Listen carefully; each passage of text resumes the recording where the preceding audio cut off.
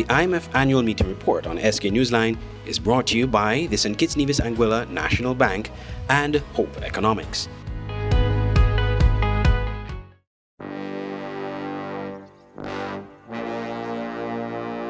Want to get away?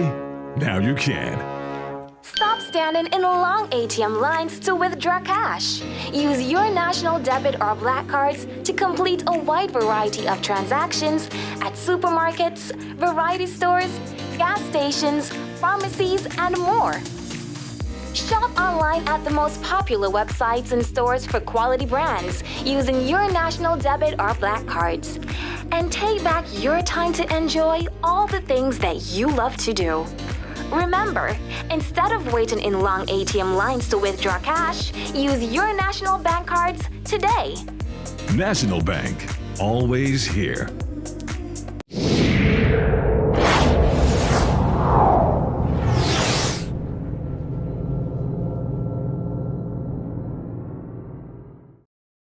If you are a country that has reserves, do not spend everything. That's the warning coming from Mr. Goldfan. He is the head of the IMF Western Hemisphere Department at a press conference on Thursday. I'm Andre Huey, and this report is brought to you by the kind compliments of the St. Kitts Nevis Anguilla National Bank and Hope Economics. I've been covering the IMF and World Bank annual meetings this week here in Washington, D.C., and that is one of the highlight of the trip, particularly as it relates to St. Kitts Nevis and the wider Caribbean. The Western Hemisphere Department focuses on the countries in Latin America and the Caribbean, and they've of course given their prognosis of the economies of these regions. Now, I had the opportunity to ask specifically on tourism-dependent Caribbean economies and how they can deal with the impending recession and the challenges presented by global inflation.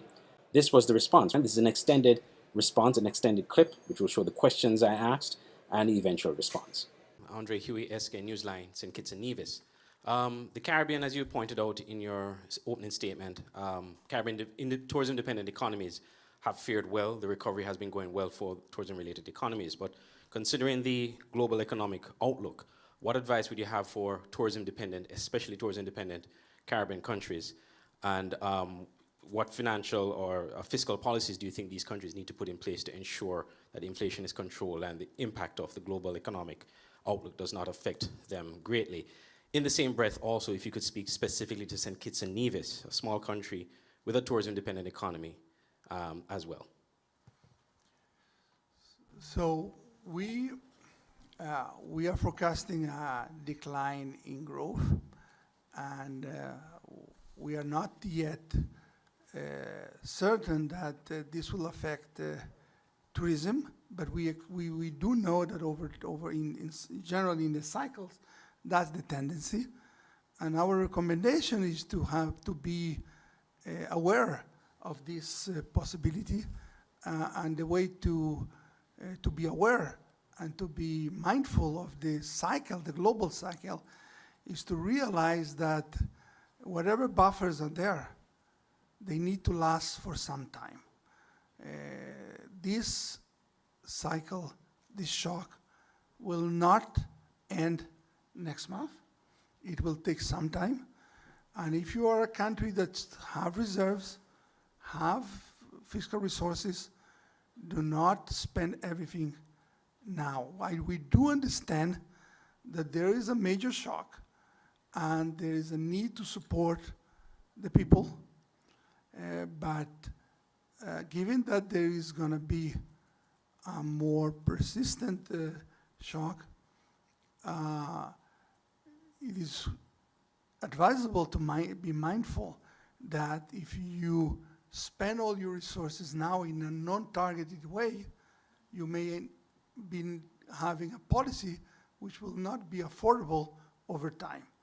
So the first advice is be mindful of the time, target your support, and be fiscally responsible, because several of the countries also in the Caribbean are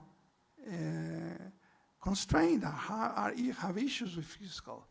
And we were talking today that there's no contradiction between having an inclusive policy and a responsible one.